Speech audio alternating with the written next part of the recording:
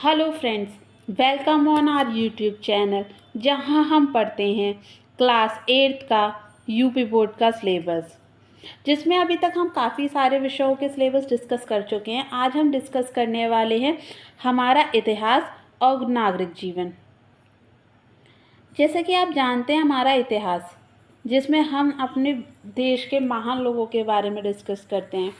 हमारा इतिहास कैसा रहा है, हम अंग्रेज़ों के ग़ुलाम रहे हैं, वो लोग कैसे आए हमारे देश में, उन्होंने कैसे अपने हाथ पैर फैलाए, पुर्तगाली कैसे आए, अंग्रेज़ कैसे आए, डच कैसे आए, फ्रांसीसी कैसे आए, ये सब आपके सिलेबस का हिस्सा है। तो चलिए डिस्कशन के शुरू करते हैं। ये देखिए, ये बुक इस प्रकार की दिखती है, आप देख पा रहे हैं।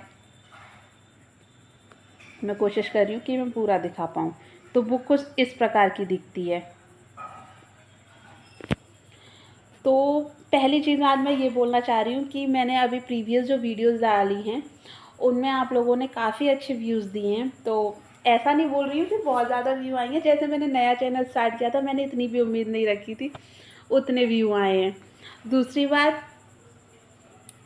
आप लोग चैनल को सब्सक्राइब नहीं कर रहे हैं, शेयर नहीं कर रहे हैं, लाइक नहीं कर रहे हैं, ना कमेंट कर रहे हैं।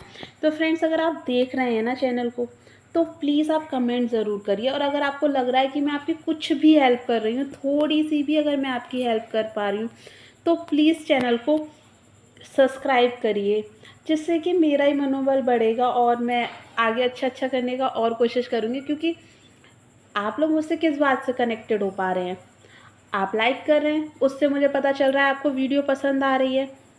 आप लाइक कर रहे हैं, उससे पता चल रहा है वीडियो पसंद आ रही है। सब्सक्राइब कर रहे हैं, उससे समझ में आ रहा है कि आपको वीडियो पसंद आ रही है। और शेयर कर रहे हैं, उससे पसंद आ रही है, समझ में आ रहा है। कमेंट करेंगे तो समझ में आएगा क्या क्या गलतियाँ की, क्या पसंदीदा चीज़ें थी, क्या नहीं। तो प्लीज़ लाइक शेयर सब्सक्राइब करते रहिएगा। बाकी चलिए अब सिलेबस पर आते हैं। यूपी बोर्ड का सिलेबस ही डिस्कस कर रहे हैं, क्लास 8 का। इसमें हमारा जो बुक है उसका नाम है हमारा इतिहास और नागरिक जीवन। इतिहास, टाइमिंग है 11 बजे सुबह डालती हूँ मैं वीडियो। तो पहला चैप्टर है उसमें यूरोपीय शक्तियों का भारत में आगमन। ये मान लीजिए अंग्रेज़ों के आने से पहले की बात है। सबसे पहले हमारे देश में पुर्तगाली आए थे। पुर्तगाली आए थे 1498 में। उसके बाद फिर अंग्रेज आए, फिर डच आए, फिर फ्रांसीसी आए। पर ये लोग ज़्यादा टिक नहीं पाए, टिके तो सिर्फ अंग्रेज। ये हम वैसे किताब में पढ़ेंगे तो ज़्यादा बेहतर रहेगा। मैं अभी डिस्कस करूँगी तो कोई मतलब नहीं बनता है, हम आगे पढ़ेंगे, वो जब चैप्टर पे आएंगे हम तब पढ़ते हैं इस बारे में, ठीक है। तो मैं बच्चों एक बात बोलना चाहती हूँ, जैसे कि ये सब हम पढ़ेंगे, इसमें कभी भी ना किसी और की हुकूमत अपने ऊपर नहीं चलने देनी चाहिए, ये मैं मानती हूँ। चलिए सिलेबस डिस्कस कर लेते हैं हम। यूरोपीय शक्तियों का आवागमन, भारत में अंग्रेज राज्यों की संस्थापना। जैसे मैंने आप लोगों को बताया ना, डच आए, फ्रांसीसी आए, इन सब लोगों ने हमारे देश में कैसे संस्थापना की। ये सब लोग आए थे बिजनेस करने के लिए। इन्हें पता था कि हमारे देश की आबादी भी ठीक थी, हमारे देश को सोने की चिड़िया भी कहा जाता था। तो इनको लगा कि भारत जाएंगे तो वहाँ पर बिज़नेस अच्छा होगा। पर बिज़नेस करते करते करते इन्होंने हमारे देश को हड़पने का प्रयत्न किया। भारत में कंपनी राज्य का विस्तार, अंग्रेज़ों की थी ये। भारत में कंपनी राज्य का प्रभाव, बहुत ज़्यादा प्रभाव पड़ा। उन्होंने हमारे ऊपर ही कर लगा दिए। उन्होंने हमें जो हमारी भाषा को निम्न और अपनी भाषा को उच्च लेवल का बताया।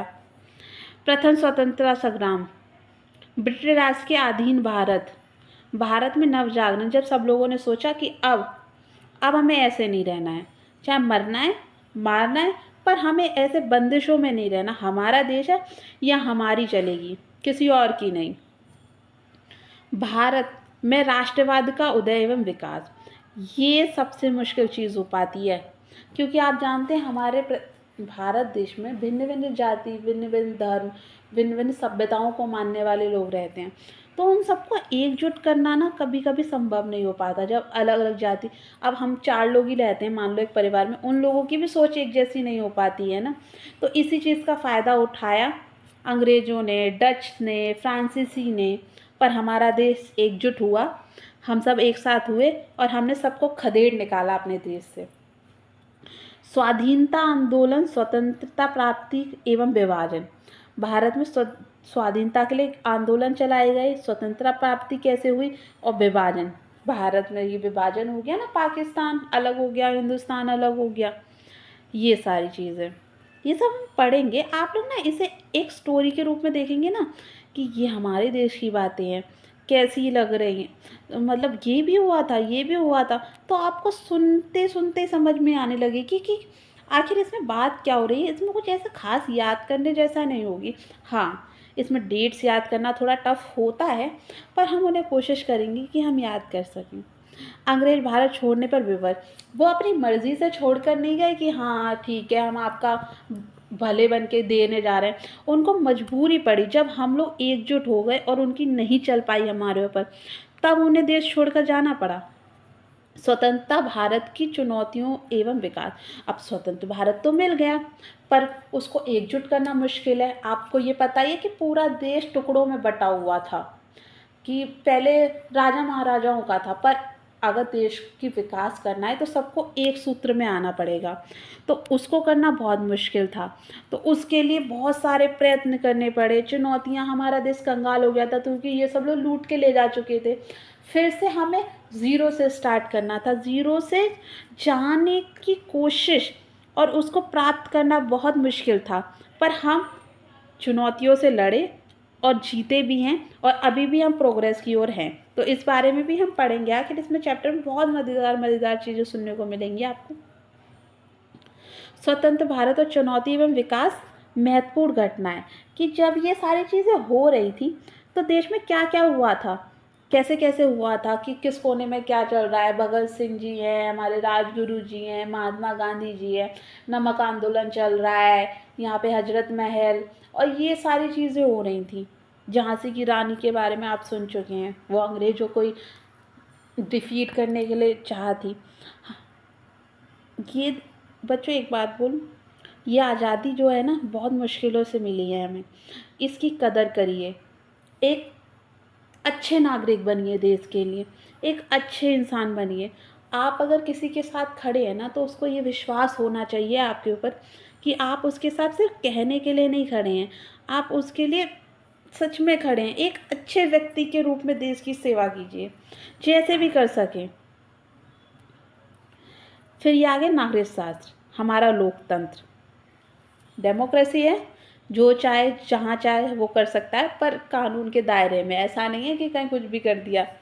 देश की सुरक्षा एवं विदेशी नीतियाँ, देश की सुरक्षा सबसे महत्वपूर्ण होती है। अगर जैसे हमारे देश का झंडा अगर है ना सीमा के ऊपर, तो हम सब उसके नीचे सुरक्षित हैं। अगर वो झंडा नहीं है तो कहाँ भारतीय है, फिर तो हम कुछ भी नहीं है, हमारी नाम नहीं, हमारी पहचान नहीं।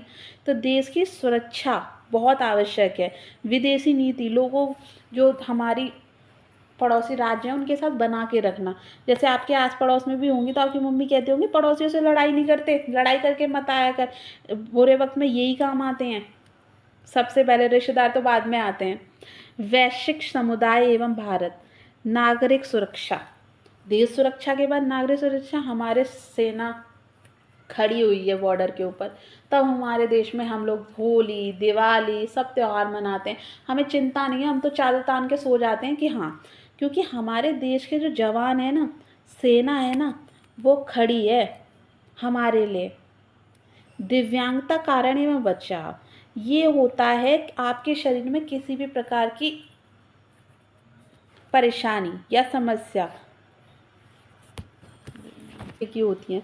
कुछ लोगों को देखने में दिक्कत होती है, कुछ लोगों की हड्डियों में दिक्कत होती है, कुछ लोग मानसिक रूप से, तो ये सब उसमें आती हैं। अब हम ये पढ़ेंगे भी कि इन्हें कैसे पहचाना जाए और इनको दूर कैसे किया जाए। तो फ्रेंड्स, आज का आप सिलेबस समझ ही गए होंगे, हमारा इतिहास और नागरिक जीवन का। उम्मीद है आपको वीडियो पसंद आई होगी।